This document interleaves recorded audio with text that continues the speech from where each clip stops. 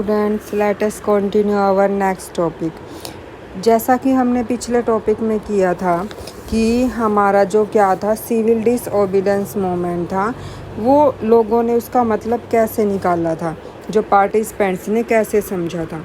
आज का जो हमारा टॉपिक होगा वो हमारा होगा लिमिट्स क्या थी सिविल डिसओबीडियंस मूवमेंट की। अब जो ये हमारा टॉपिक है इसके अंदर हम दिखाएंगे कि महात्मा गांधी ने जब ये एक्ट शुरू किया था, मूवमेंट शुरू किया था, तो इसकी लिमिट्स क्या रखी थी महात्मा गांधी ने। अब हमारी लिमिट्स क्या है इसकी सिविल डिसओबीडियंस मूवमेंट की। अब इसमें क्या बोला गया कि पहले कांग्रेस ने क्या किया था, वो खाली क्या करती थी, रिच लोगों को ही क्या करती थी, ज़्यादा ध्यान में रखती थी। वो हिचकिचाती थी किसी को भी नए मेंबर्स को लेने से या किसी लोअर कास्ट के पीपल को लेने से। अब सभी के सभी क्या थे, जो एब्स्ट्रैक्ट कंसेप्ट था स्वराज का, सभी क्या थे, इससे प्रभावित ही नहीं थे। क्यों प्रभावित नहीं थे? क्योंकि जो हमारा क्या था, हमारे नेशन का एक हिस्सा क्या था, अनटचेबल था, अछूत था, जिनको वो हमने टच ही नहीं किया था, जिनके बारे में हमने सोचा ही नहीं था। अब महात्मा गांधी ने क्या बोला, 1930 से अपने आप को क्या बोलना शुरू कर दिया, खुद को दलित बोलना शुरू कर दिया, और या फिर ओप्रेस्ड, उत्पीड़ित कहने लग गए थे अपने आप को कि हम क्या है, ओप्रेस्ड है और दलित है। अब उसने क्या किया, जो कांग्रेस थी उसने काफ़ी लंबे समय तक इग्नोर किया था दलित को। वो उसको डर था कि जो सनातनीज है वो क्या करेंगे, अगेंस्ट में हो जाएंगे, बल्कि वो हाई कास्ट हिंदूज थे, अब अगेंस्ट में हो जाएंगे, तो इसलिए कांग्रेस डरी रहती थी कि कभी वो उनको शामिल करने से वो उनका साथ ना छोड़ दे। अब महात्मा गांधी ने डिक्लेयर कर दिया कि स्वराज तब तक नहीं आ सकता है जब तक कि हम इन अनटचेबल को शामिल ना करेंगे अपने उसके मूवमेंट के अंदर, और उनको उनके राइट्स नहीं देंगे, तब तक क्या है, हमारी स्वराज की स्थापना नहीं की जा सकती। अब उन्होंने क्या बोला, अपने आप को क्या बोला, अनटचेबल हरिजन। हरिजन का मतलब होता है कि जो क्या है, किसकी संतान है, ईश्वर की संतान है। अब उन्होंने क्या किया कि जो हरिजन है, जो ऑर्गेनाइज़ किया सत्याग्रह, किसके लिए, एंट्री दिलवाई उनको टेम्पल्स के अंदर, साथ के साथ access of public wells, tanks, roads and school. मतलब कि उन्होंने क्या बोला, एक सत्याग्रह लड़ा उन्होंने दलित के लिए, जिसमें क्या की गई, उनको मंदिरों में भी प्रवेश दिलवाया गया, जो पब्लिक कुएँ थे उनमें भी साथ पहुँच में करवाए गए, टैंक्स, रोड, स्कूल्स में भी उनको अधिकार दिलवाए गए। अब उनको बोला गया कि वो क्या करते हैं, मैला ढोलने वाले, मतलब कि बांगी स्वीपर, जैसे ये इनको साफ़ करते हैं ना, नालों को साफ़ करते हैं, मतलब कि जो वैसा काम करते हैं, और वो खुद ही क्या करते हैं, शौचालय जैसे ये टॉयलेट्स क्लीन करते हैं। अब उनको क्या किया गया, परसुएड किया गया, जो अपर कास्ट के लोग थे, कि आपको क्या करना होगा, अपना हार्ट चेंज करना होगा, और जो गिव अप करना होगा, जो ये अनटचेबिलिटी को फॉलो कर रहे हैं ना, इसको छोड़ना होगा, इनको अपने अंदर चेंजेस लाने होंगे। लेकिन काफ़ी सारे जो दलित रीडर थे वो भी कीन थे, वो भी क्या चाहते थे, अपनी जो प्रॉब्लम है उनका क्या चाहते थे, पॉलिटिकल सॉल्यूशन चाहते थे अपनी कम्युनिटी के लिए।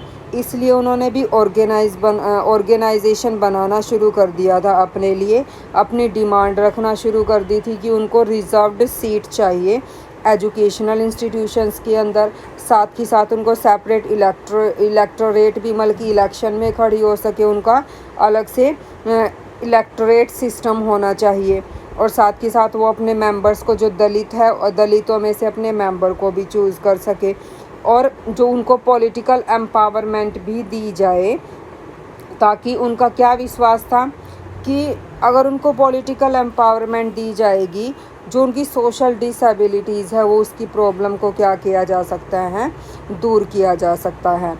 अब जो दलित का पार्टिसिपेशन था सिविल डिसोबीडियंस में, वो लिमिटेड था, बल्कि बहुत ही कम था, और ये सबसे कम कहाँ पे था, महाराष्ट्र और नागपुर रीजन में क्या था, ये सबसे कम था।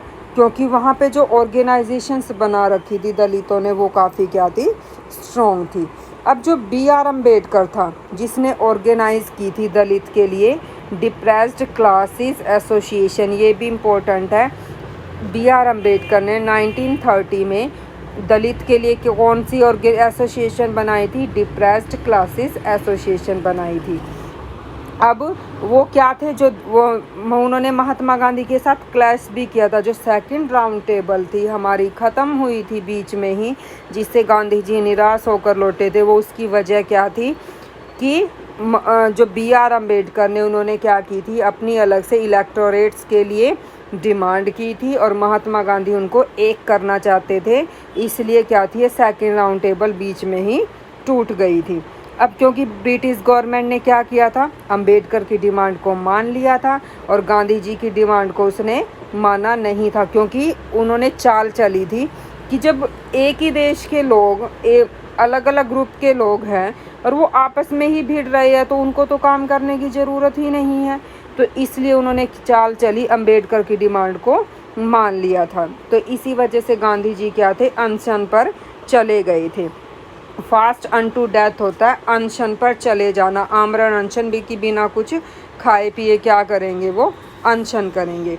अब उनका जो विश्वास था क्या था, गांधी जी मानते थे कि अगर उनके लिए दलित के लिए अलग से सेपरेट इलेक्टोरेट बना दी तो वो जो ये इसके मूवमेंट की जो प्रोसेस है, जो वो स्वराज लाना चाहते हैं, जो इंटीग्रेशन करना चाहते हैं, वो उसकी जो प्रोसेस है वो धीमी पड़ जाएगी।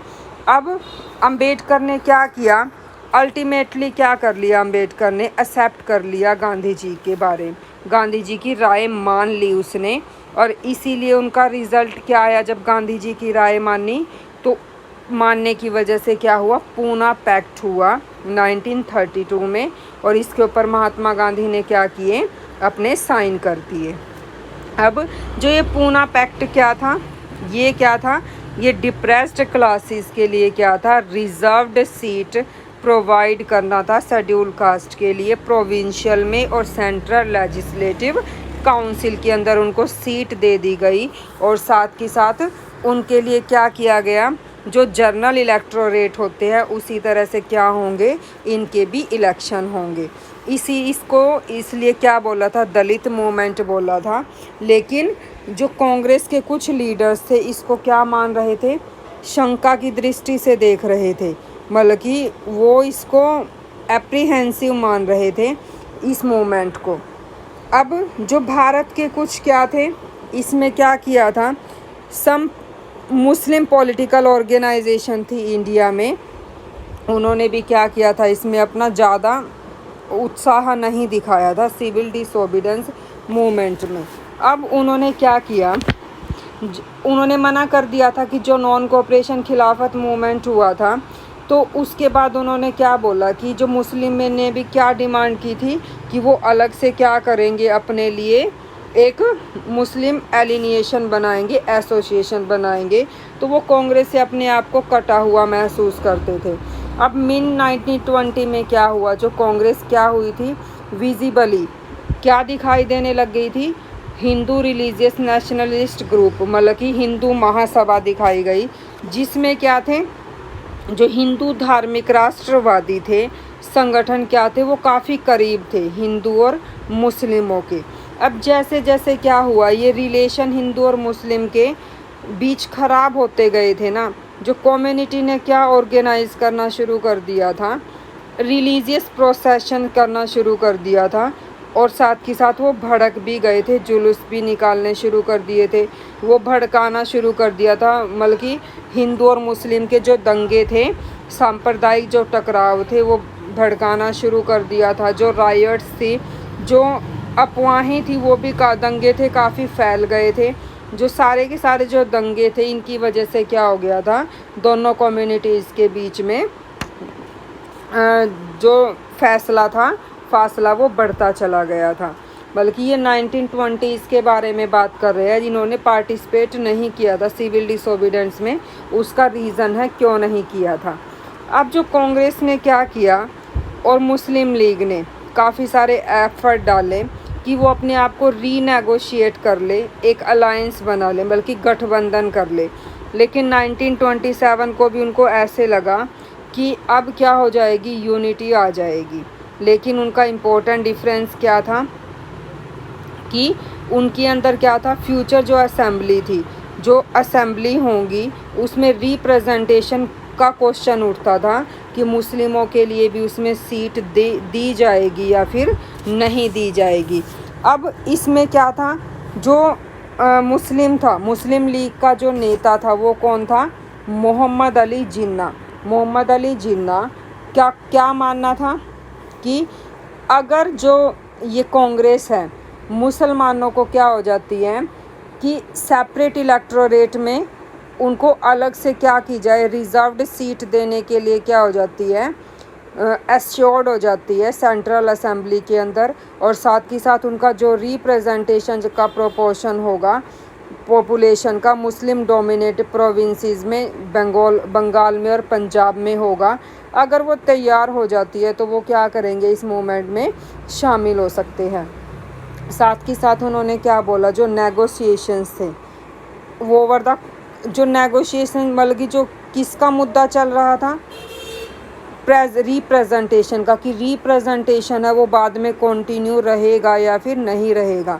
सभी इस प्रॉब्लम का जो इशू था इसको रिसॉल्व करने की कोशिश कर रही थी। जब सभी पार्टी ने क्या की, कॉन्फ्रेंस की 1928 में।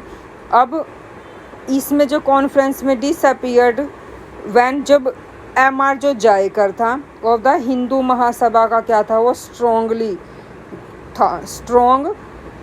फेवर में था। उसने क्या किया, अपोज्ड एफर्ट एट कॉम्प्रोमाइज़, उसने क्या की, इसके अंदर वो ऑपोजिशन में था।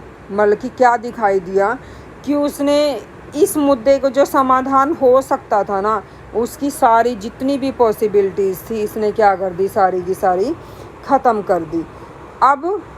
अब भी क्या था उनके बीच में, दोनों के बीच में क्या था, एटमॉस्फेयर कैसा बना हुआ था, सस्पिशन एटमॉस्फेयर, मतलब कि संदेह का माहौल बना हुआ था और अविश्वास भी था, डिस्ट्रस्ट भी था कम्युनिटीज़ के बीच में। अब जो कांग्रेस से क्या थे, वो अपने आप को कटा हुआ महसूस करते थे जो मुस्लिम थे, इसलिए वो रिस्पॉन्ड भी नहीं कर रहे थे और इसलिए उनको वो इसमें यूनाइटेड स्ट्रगल के लिए क्या थे, तैयार ही नहीं थे। अब जो काफ़ी सारे जो मुस्लिम लीडर्स थे वो इंटेलेक्चुअल्स थे। इंटेलेक्चुअल्स होता है जो अच्छी से समझ रखता है। अब उन्होंने कंसर्न किया कि मुस्लिम का स्टेटस कि क्या है, बल्कि कैसा स्टेटस है, माइनॉरिटी है, वो बहुत ही कम है इंडिया के अंदर। इसलिए अब उन्हें डर भी था कि जो उनका कल्चर है और जो आइडेंटिटी है माइनॉरिटी की, वो किस में मर्ज हो सकती है, हिंदू मेजॉरिटी के अंदर क्या होगी, उनकी पहचान गुम हो जाएगी। इसके लिए ही क्या किया गया था, जो मुस्लिम लीग जो बनी थी वो इसी के लिए बनी थी। मतलब कि जो ये भारत आज़ाद भी हो गया था, ये किसकी वजह से था, एक तो जो कांग्रेस से कटा हुआ महसूस करते थे, उनको राइट्स नहीं दिए गए थे, इसी वजह से बाद में ये दंगे हुए थे। जो भारत और पाकिस्तान अलग हुआ था वो इसी की वजह से हुआ था।